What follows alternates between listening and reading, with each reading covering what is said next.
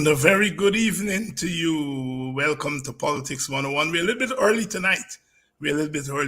So bear with us. We're a little bit early tonight. We're starting early tonight because we want to finish a little bit early. I have another engagement at 7:30.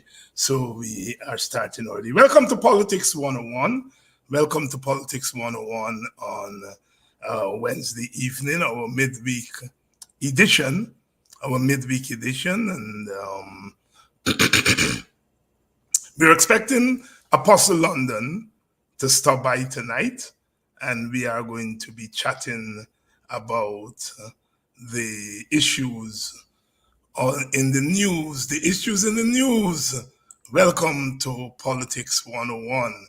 We have a flurry of visits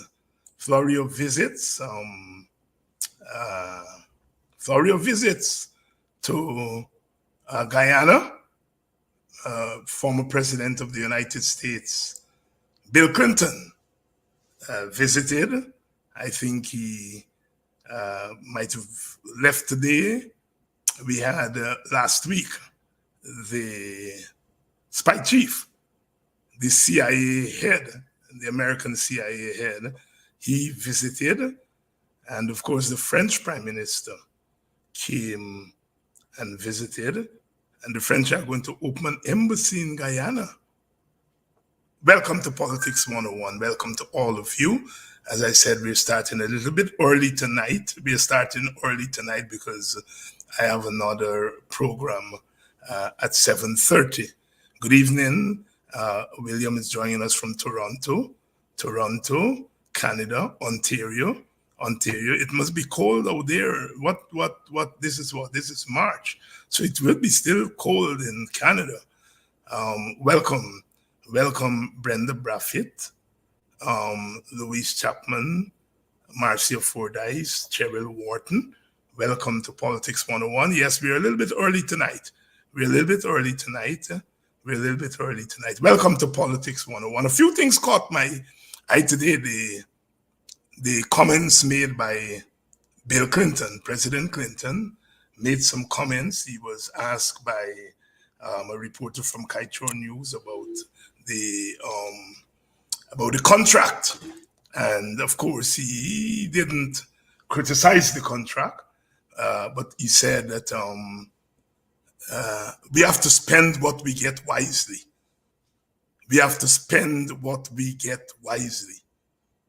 And that was a big hint. As they say, hint benimo me kwashiba take notice.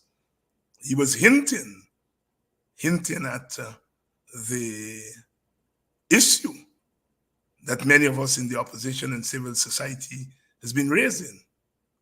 And that is the issue of how the government is distributing the resources.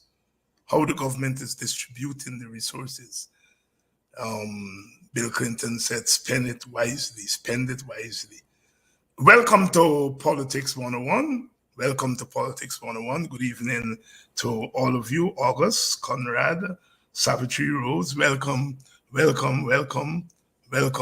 Politics 101. Adrian Wellington, welcome to all of you. Please share the link and let them know we're on. We're starting half an hour early tonight because we are going to finish early. We're going to finish at around about 7:30. I have another program to do on GlobeSpan. We're going to try to see if we can stream that program here live on Politics 101. Sometimes you have to go into the territory of others in order to join the conversation. So we are going to be on that program tonight. Welcome to Politics 101. As I said, lots of visitors, and we're still awaiting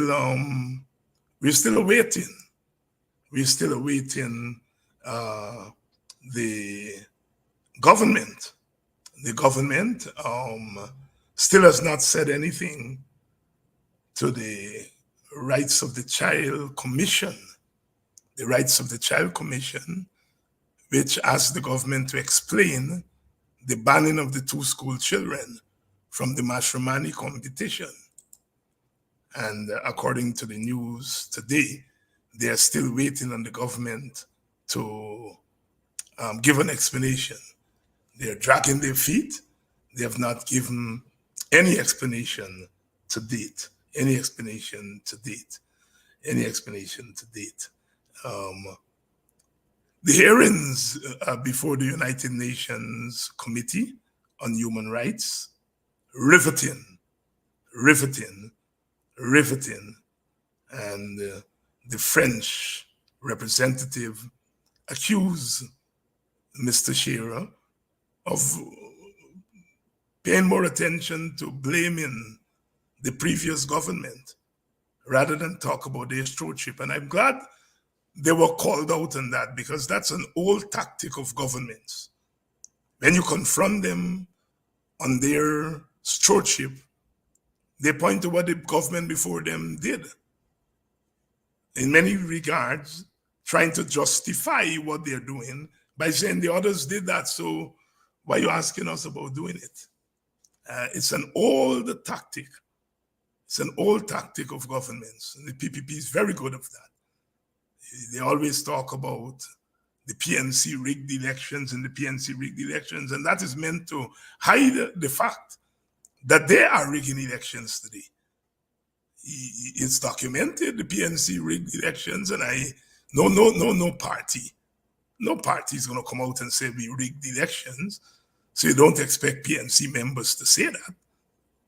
But the PNC don't put up any big fight on that. Because part of the thing is that the PNC today is not into rigging in the way the PPP is into it. The PPP said they called the PNC attempting to rig. But when the boxes were opened, it showed that the PPP actually rigged.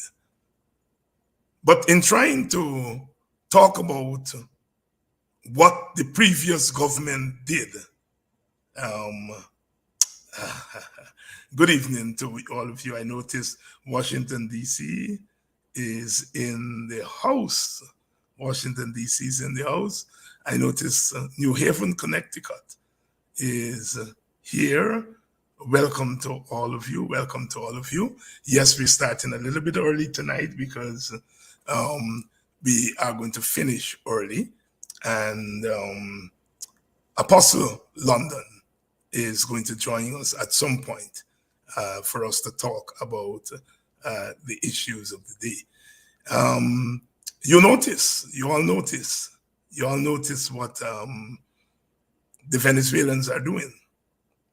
Notice what the Venezuelans are doing. They've gone ahead in spite of the Argyle Agreement.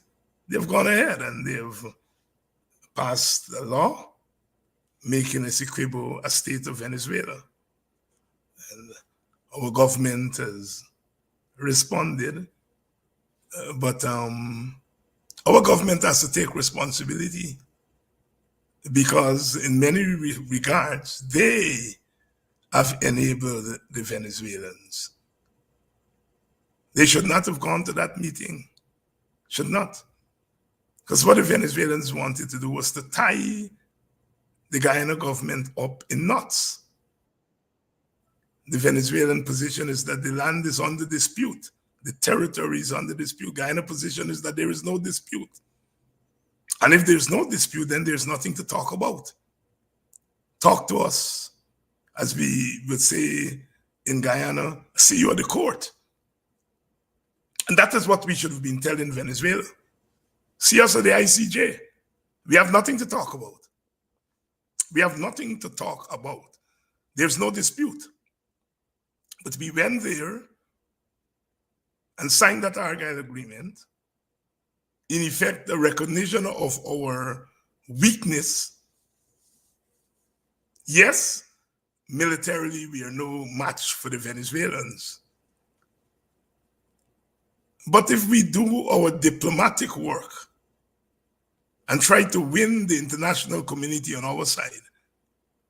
That is as potent as military might.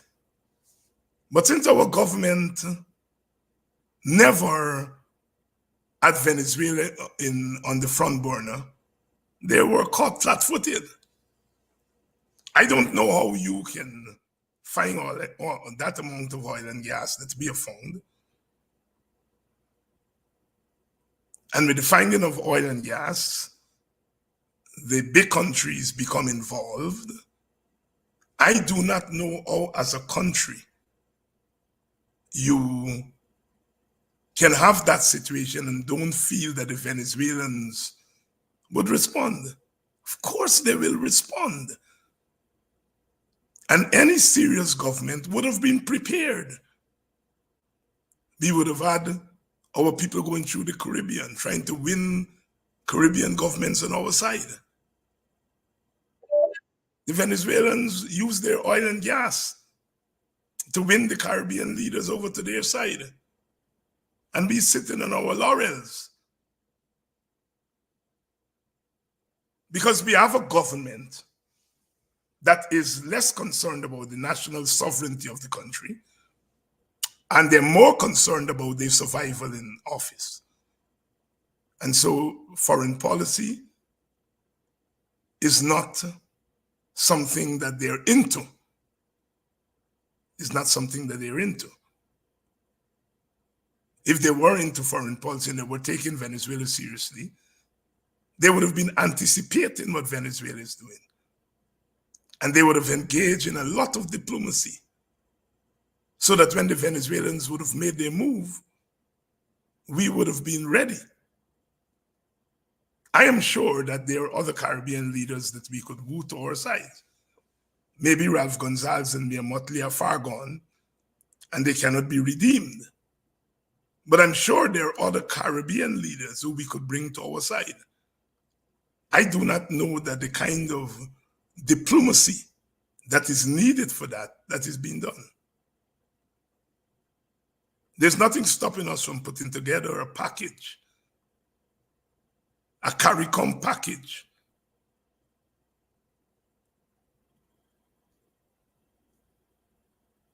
from our oil and gas resources. But you see, you can't put together a CARICOM package when you don't even have a package for your own citizens. You don't have a package for the public servants. You don't have a package for teachers. You don't have a package for nurses. So obvious that you're not going to get a package for CARICOM. But we have to do economic diplomacy. We are in the position to do that.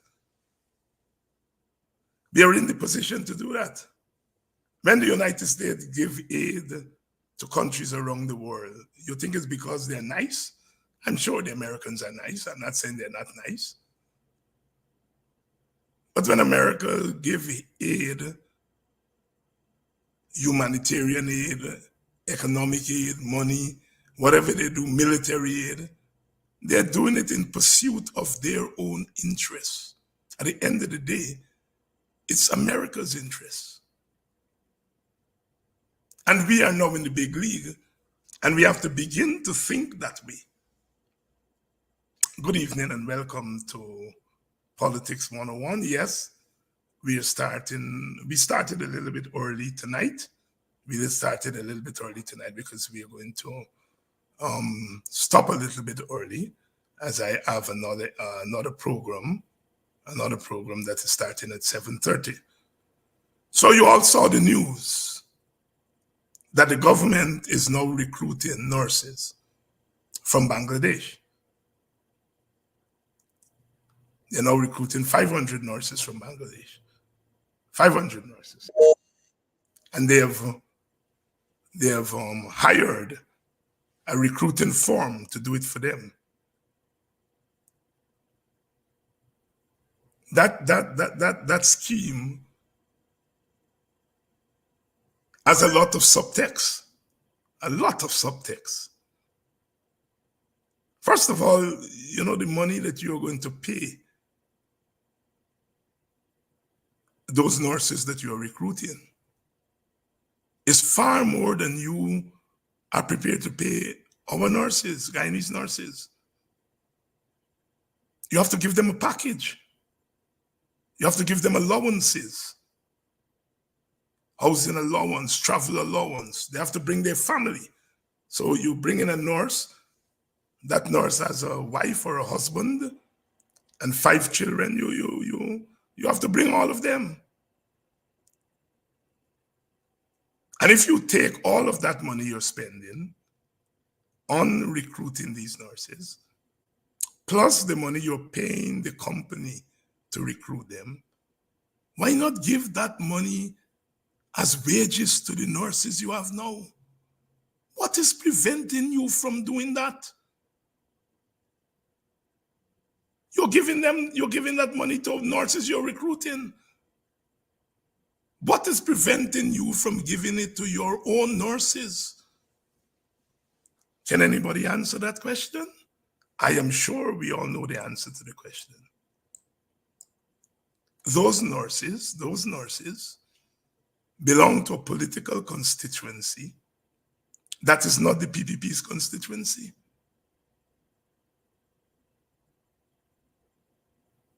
And so the PPP is strangling them economically. And they don't care what the consequences are. Because the consequences of not paying nurses well is that some of them will go overseas, where they're paid better. Some of them will stay on the job, but they won't do a good job. And then, of course, when they go overseas, you are left with vacancies, shortage of nurses at the hospital, shortage of nurses. That's dangerous. You understand why patients are dying when they go to the hospital? Because you have shortage of nurses. Nurses are dissatisfied. You're not able to train as many nurses as you should because young people are not going to go into a profession that is not paying. And then you close down training schools for nurses.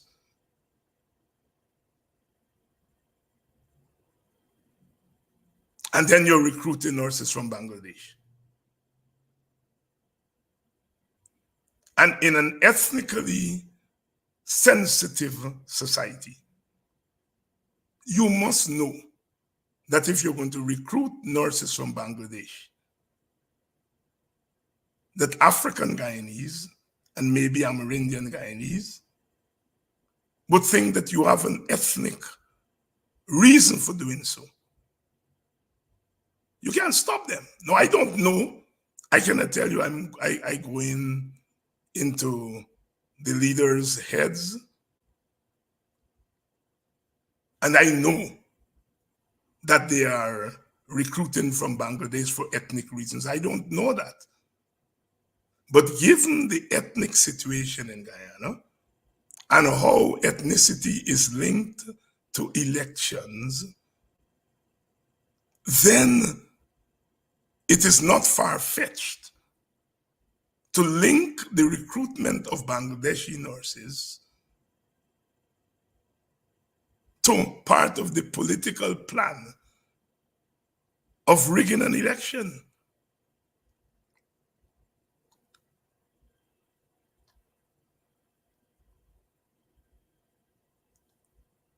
I have to conclude that. I have to conclude that. So that Bangladeshi thing is loaded. It is loaded. Good evening to all of you. Good evening. Welcome to Politics 101. It's good that some of you are on early because I forgot last night to mention that we were going to start early, but a few hundreds of you are here very early. I guess most of the people will come in at 7 o'clock. And we expect Apostle to join us.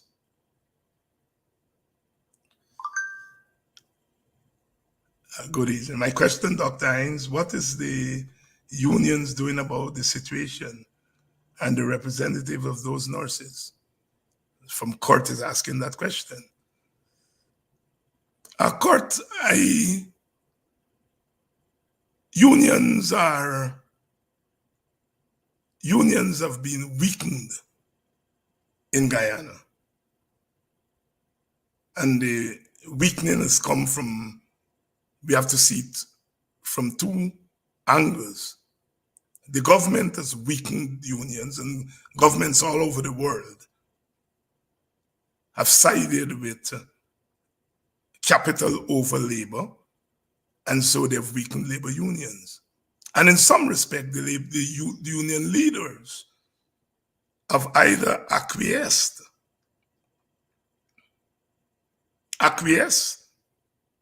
to the weakening of the unions, or have been helpless. So the unions are no longer as militant as they used to be.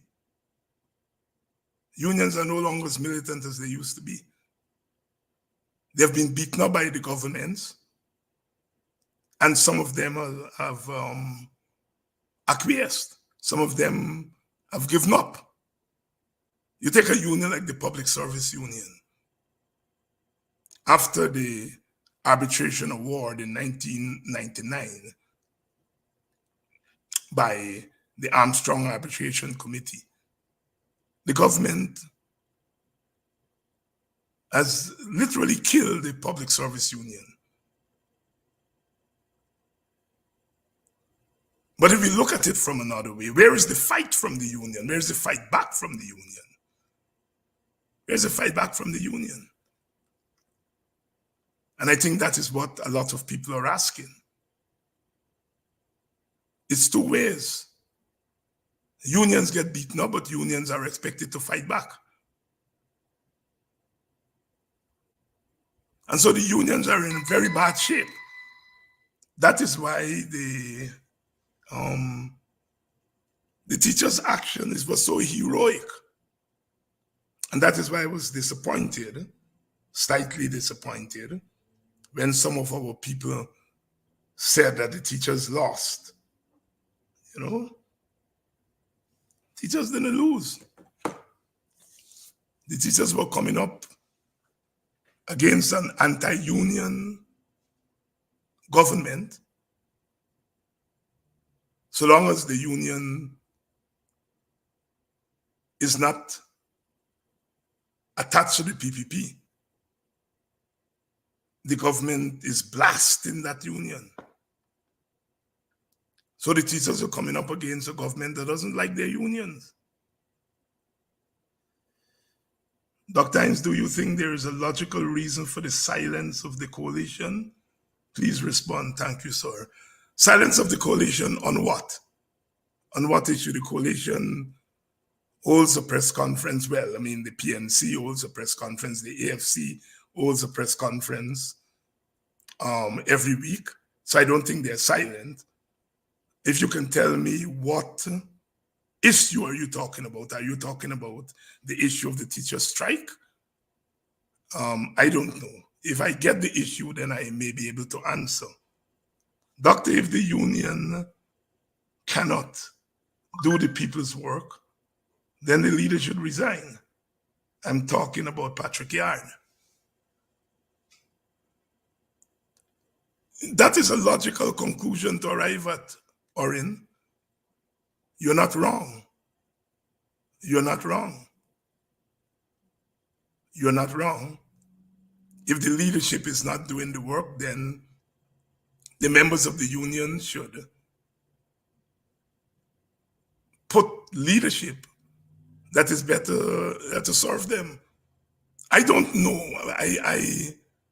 I have never been a member of a union, so I don't know the state of unions and how union membership operates. But you see, incumbency is always an advantage.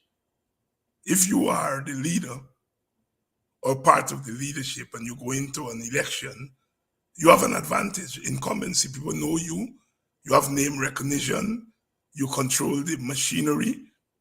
And so everywhere in the world, incumbency has its benefits. And that may explain why we don't have turnover in the union leadership. And the other thing is that young people, who are the ones who should be pressuring the older people to step aside, I don't know that young people are union members. And even if they're union members, I don't know that they take an active role in the affairs of the union and the leadership of the union. And so I think the combination of incumbency and the absence of young people who want to lead, and who have an interest in leadership, I think that may explain why we don't have the kind of turnover in the union leadership as we would have seen in the past. I remember in the past when you had union elections, they used to be hotly contested. And I don't get that sense these days. These days I get the sense that many times they're looking around to find people who are willing to run for the top leadership. And so young people are alienated from trade unions as they're alienated from political parties and so on. And that may explain it, there's an alienation in the society. David Hines in politics, donkey years. David Hines in politics, donkey years for nothing. Yeah, it depends on what you mean by nothing. I am not, I never got into politics to become a leader or for perks or anything like that. I got into politics from a social conscience position. And that is why I never became a professional politician. I pursued a career, and I tried to marry my career with my politics. But I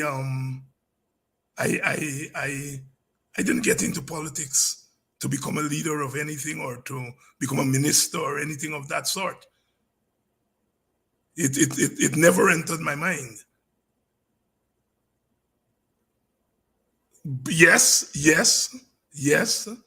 If you're in politics and you have ideas, as I think I do, you want to be in office,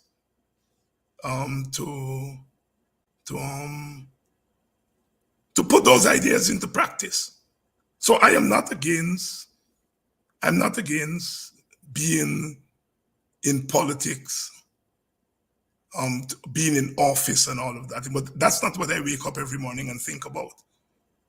When I wake up in the morning, the first thing I think about is, of course, Guyana and the plight of the Guyanese people.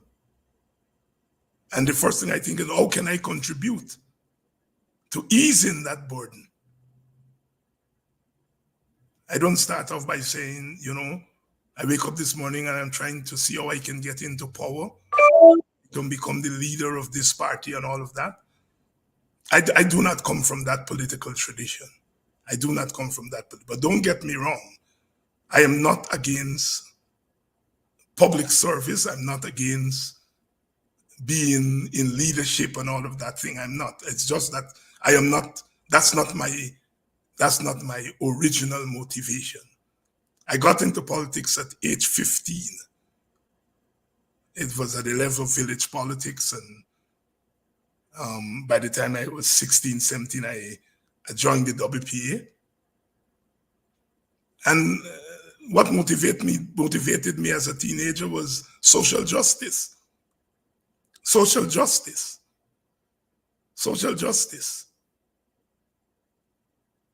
And it never occurred to me that you start at the point where you say, I want to be a leader, and so on. I think people like myself do give leadership without being the top leaders. So I lost the person who said I'm in politics for long with nothing to show.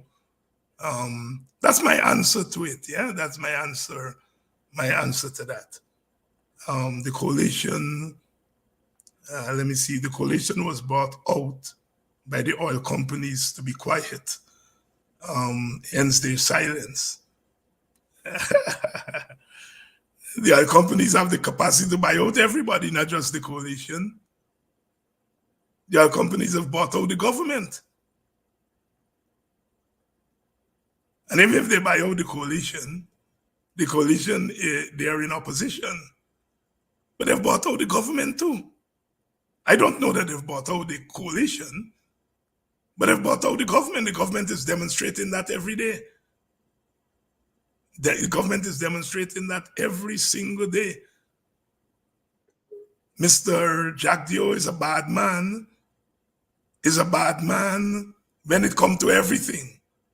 But when it comes to Exxon and oil, the man becomes timid. There's a wonderful article by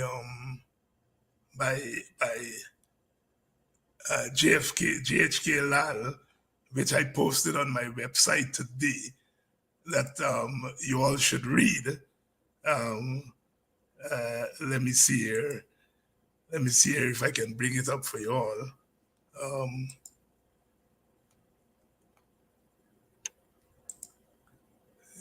Let me see if I can bring it up. Yeah, there you go. There you go. Batman, Barrett, Billboard, Jack Dio, timid when it comes to Exxon. Barrett, Billboard, Jack Dio. After going around about the misleading billboards that Exxon put up, he finally came out 2 weeks ago and admit that Exxon has put up some misleading bill, but you don't cost Exxon, cost everybody else. You cost out everybody else. Don't cost Exxon. Good read. If you all want to read it, you can get it on my website, Dr. David Hines, Dr. David Hines, Guyana Politics 101.com. Dr. David Hines, Guyana Politics 101.com. Dr. David Hines, Guyana Politics 101.com. All one word. You can get my website there. And it's a good read. GHK Lal, who is going to be on here next week. He's calling Jack Dio Barrett, Billboard Jack Dio, timid when it comes to Exxon. So I don't know that Exxon has bought out the coalition. I do agree that the coalition members, leaders are tiptoeing around the Exxon issue. They tiptoe around the Exxon issue. The government has been bought out by Exxon. The government, even when Exxon is not begging them for support, they go against their own judge ruling Exxon. But the question is a very important question that the viewer is raising. When you have massive companies like that, they are going to influence the politics. My party, the WPA, we have taken a different tact. We are not in the fight against Exxon. We are in the fight. We are leading the fight for a better distribution of what we get. Others are into the fight, with Exxon and so on. We are in the fight to distribute what we get equitably. We in the WPA, that's where our fight is. And that is why we were interested in Bill Clinton's comments when he said that it's about whether they use what they're getting. Nigel London is here with us. Let's try to get Nigel in as quickly as possible because, like I said, we are closing off early tonight. We are closing off at 7:30. So let's get Apostle Nigel in and start here. Good evening, Brother Nigel. And greetings to you and your viewers. Thank you very much for having me here with you this evening. Always a pleasure to be with you all. Yes, thank you. While we were waiting on you, I was taking some questions from the viewers. Cheryl is saying, timid when it comes to the Caucasian. He's a pussycat. hey, that is why I love being Guyanese. That is why I love being Guyanese. Cheryl says, timid when it comes to Caucasian. Brother London, there's a way in which I think our Guyanese people are exhibiting a consciousness these days. Yes. That we've not seen in a long, long time. Yes. And Cheryl is saying that to me, Dr. Hines, cut the talk about Exxon. It's not Exxon, he's timid to white people. You hear stories of white people coming and trying to tell Burnham what he must do. And Burnham would in the office drinking whiskey with his friend them and get the white people waiting outside.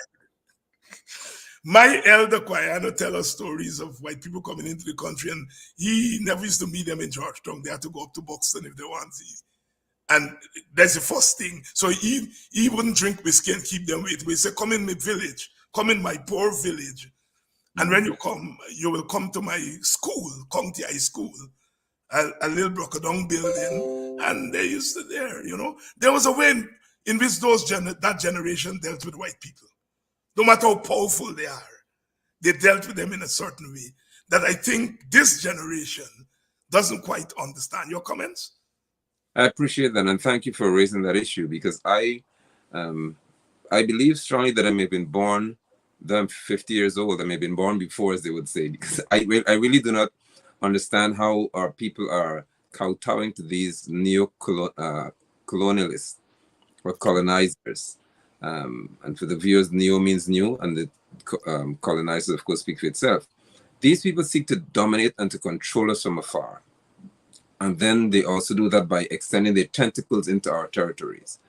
And I cannot recall if there's one individual, the Bar Jagdeo, who would have ever sought to attack, as he would, any white man of repute in reference to his mind. He cannot do it. He would never do it. And it speaks to how weak he is. He cannot speak the way I speak, even by saying the white man. First of all, he cannot risk doing that.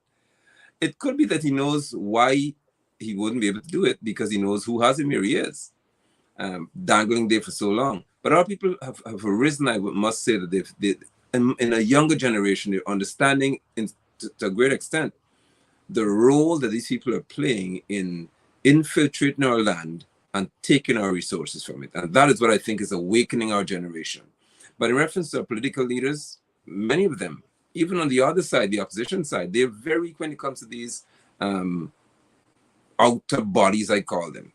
And it's ridiculous, because I can say this without reservation, Dr. Hines. I have an issue with us as Guyanese always asking the international community to do something in Guyana. Guyana belongs to us. I don't want Master to do anything in Guyana. And I mean this with all of my heart. I don't have to appeal to anybody outside of the borders of my country to address matters within here. We are supposed to be strong enough to deal with our situations the way they should be dealt with, and handle politicians who don't understand what the deal is. That's my philosophy. I'm not going to ask somebody who I know has every intention of oppressing me and treating me as if I'm some third-class citizen of this world. And you've brought me to an alley whereby, I mean, fortunately for some people, you're not going to be long tonight, because I really have an issue with certain things where people are concerned. I cannot see myself asking a former slave master for a visa to go to his country. That's I pass in our local vernacular. Yeah, I pass me. How could you believe that your country is so special you have to have a visa to go there, but you could just fly if you want? It is disrespectful, and our political leaders have caused this to come upon us because they've accepted that garbage. My policy is simple. If any white man tell me to go to this country after get a visa, you can't come here without one. I'm flat foot, hardcore. That's what I believe. Apostle London, we have had a flurry of white people come in. We had the U.S. spy chief, CIA head. We had former President Bill Clinton, and we had the French foreign minister. You have lived long enough to know that when you have three men of that standing in the quote-unquote international community, as you refer to them just now, coming to our shores, there is much more in the mortar than the pistol. Talk to us. A whole lot more. And I would like to think, I'd be labeled a conspiracy theorist this evening, but I want to be one at this moment. Jagdeo, your days are numbered. I could tell you that. Because never come to our shores in such rapid succession for no reason. They didn't come to meet Aubrey Norton. Aubrey Norton is not on their radar. They didn't come to talk to you and me. They didn't come to speak to Amanza Walter. They didn't come here to talk to Anak. No. They came to look at certain people square in the eye and to let them understand that we are well aware of what the deal is. I can recall when Congressman Ryan came with the Jim Jones situation. He came because of what he heard. That's right. He said to investigate personally. Now, these are not the days when Jim Jones people could go shoot you on some airport. But I want Jagdeo to know that when the CIA plants foot here, they would have been here before. And you know that, Barrett. They've been here already. And they've observed you long enough to know that your circle is tainted and they will deal with you. That is one time I know I'll be happy. To know that some external force can deal with this person because, or this group of people, apparently our Guyanese brothers and sisters are not yet prepared to handle them the way I know that their masters can handle them. And when you see the French showing up here, when you see the CIA here, and then with the UN and Human Rights Commission Council, they matter. The PPP is a sinking ship or a sunken boat at this moment because the people will never send certain ranks here to waste time. I know that. Jagdeo knows that. Irfan will know that because he doesn't know many things that he should know. But you will know that very shortly. They're not going to come here just to talk to you and sip coffee with you. And while we're on that, I must say that of all people, Bill Clinton is one of the most racist people I've known in reference to leaders of this world. He is one of the men who had the 3 strikes and you're out. I don't know if you remember that. Oh, yes, I'm very well aware of Bill's record on race. He is one who has invested in prison for black people. That fellow. Yes. Bill Clinton came off the campaign trail when white people were saying that he soft the black people, and he went and took a black man off of prison who was on to be hanged and hanged him. That's the fella. That's the fella, right? Yeah. He has a checkered record when it comes to race. And we do know as well that for him to show up here, and then when I would please allow me to segue here, but when I saw how they were sitting, and I have a photo to show the public on my broadcast, you have Jagdeo on Clinton's right, Ali on Clinton's left, and Mark Phillips on Ali's left. Now hold on a minute. Yeah. What? Guyanese, you don't understand, some of you, the disrespect that these people show to us. Yes. Mark Phillips is the first vice president of this country. What is he doing? Sitting to Ali's left, and Jagdeo sitting to Clinton's right. Which therefore, by protocol, tells you that Jagdeo sees himself being more powerful than Bill Clinton. That's right. Because one with the power sits to your right. And his puppet Ali has to sit on the left. Yeah. I don't know. But as you know, Apostle, Clinton is not a fool. And Clinton would have been properly briefed. Although he came here under the auspices of the Dominican Republic, he would have been briefed by the State Department, the CIA.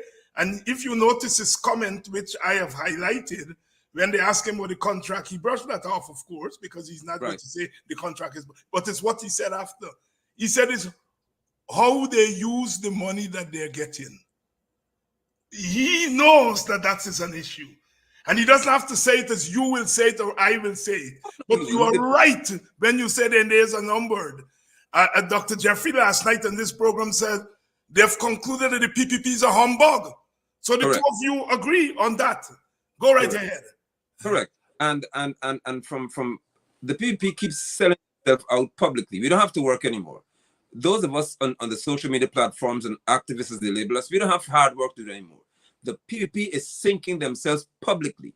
Even that imagery, as I said, with Jagdeo sitting to the right of Clinton, Ali left, and the first vice president and Prime Minister Mark Phillips to Ali's left, that told Clinton everything they wanted to know. That's right. Because presented himself as the Lord of the Room. Your days are numbered. Because these people don't accept the kind of disrespect from you. Little do you know, Bart, or I think you already know, you're seen as black in their eyes. There you go. There you go. You're an East Indian in their eyes. You are a black person in Clinton's eyes. And you'll be dealt with as one who doesn't understand your limits and your boundaries. That's the bottom line. Am I happy that it takes them to come here? No, but I'm happy that at least somebody's dealing with these people. So when Clinton would make the diplomatic statement about how you deal with what you have in your hand, he understands clearly, Dr. Hines. They could see it. Anybody who lands in Guyana at Timeri and drives along the East Bank corridor can see it already, that the richest country in the world per capita has the worst exit road from the airport. What are you talking about? Come on. It tells you. Clinton would have been, of course, they take him to certain places for him to see and be pampered. He knows, therefore, when he drives along, would have been driven along the East Bank corridor, he would have seen on the left and right poverty, wealthiest nation of this, miles of it. And then he will also see when he hits Jagdeo's circle, Anil Nandalal's circle, if you would have been there, Priya's circle, and these people, oh, so you're a different hat. Hence, he can see and he can tell for sure that the complaints are legitimate and therefore it is time to act. I hasten to announce to Guyanese that you will see action taken, not necessarily by force, but Jagdeo and others will understand and have already understood that action is coming and has already started. It's already started. Apostle, we have limited time tonight, but I want to get your thoughts on the hearings before the United Nations Human Rights Committee. I would rather suspect that those hearings are consistent with your conclusion that their days are numbered. Over to you. What do you make of those hearings before the United Nations Human Rights Committee? Thank you, Dr. Hines. Those hearings and the person they're supposed to represent the nation at that forum exposed exactly what the PPP is about, which is misrepresentation of the truth, being quite mendacious. They lie without cause. Because for anyone to tell me that they had Gail Teixeira had to be prepared to tell the truth is an atrocity. I do not know of any individual who has to make special preparations to tell the truth. If you are of the truth, you will speak it. And to say she wasn't prepared properly tells me a whole lot, because they were prepared. And what the line of their questions, the directions their questions took, and how pointed they were, shocked the PPP. Because the people were well informed as to what's happening in Guyana.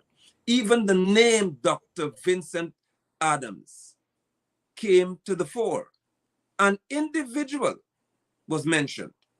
They spoke about the manner in which this PPP administration is dealing with even our environmental issues, and how we handle Exxon, how they handle, or how they're discriminating against certain people.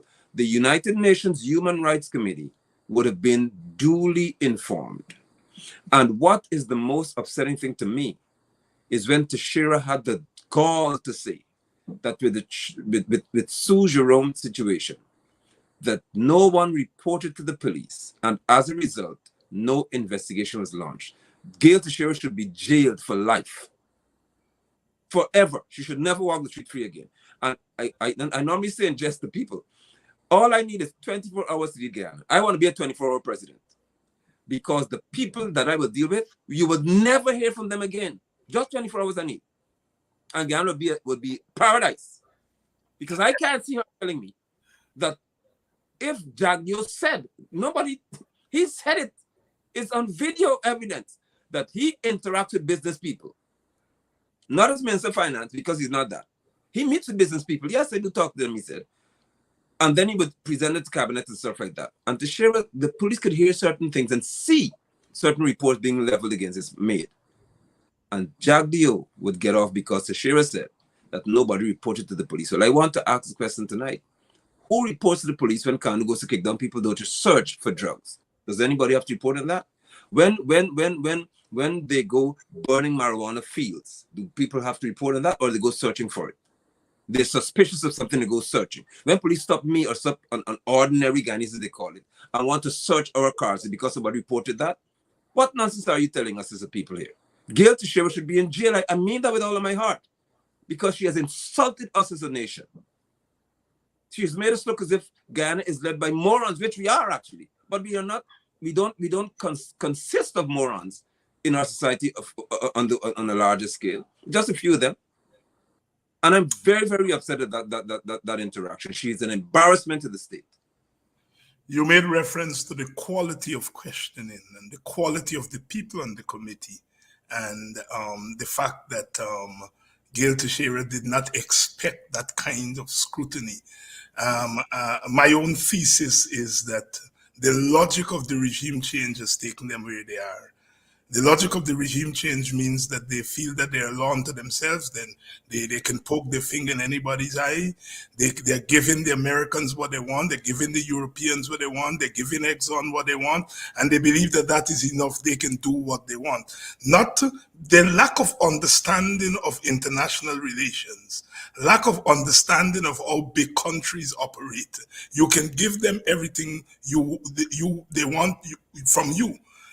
But if you are working against their interests in another way, the Americans and Europeans know that you are discriminating against people. They know that you are discriminating racially in particular. And they know because they have had colonies. And they know that after a time, those people you discriminated against are going to rise up with or without their leaders. Correct. And the instability will affect their investment here. They have homes here. They have businesses here. They understand that. And the PPP, in their haste, in this drunken state that they're in because of the oil, really didn't figure that out. Pastor London talked to us. They have, and another thing I realize is that the PPP are not convinced, apparently, that they are seeing those of Indian descent as being black. They honestly, they don't believe that. I'm telling you the truth, they don't. They believe that when they acquire a particular sum of a particular level in reference to wealth, and they attain a certain status in society, that they're no longer black in the eyes of the white man. They haven't got that up here yet. And they don't seem to want to accept either that they're dealing with many racists from foreign lands who don't like black people, which includes them. Yeah. So the PPP, they're led by people who hate black people. I mean it. I could see it. I live it. And so they should be well informed that the mind of a racist is simple. They don't mind if you are beside them, just never be above them. And what the white man realizes is that with the kind of wealth that we have in our hand, Dr. Hines, it is likely that if these thieves continue, they can become billionaires in US dollars. Mm-hmm. They can see that. And they know that if they don't stop them now, then there is no limit, or there's no telling as to how far they prepare to go.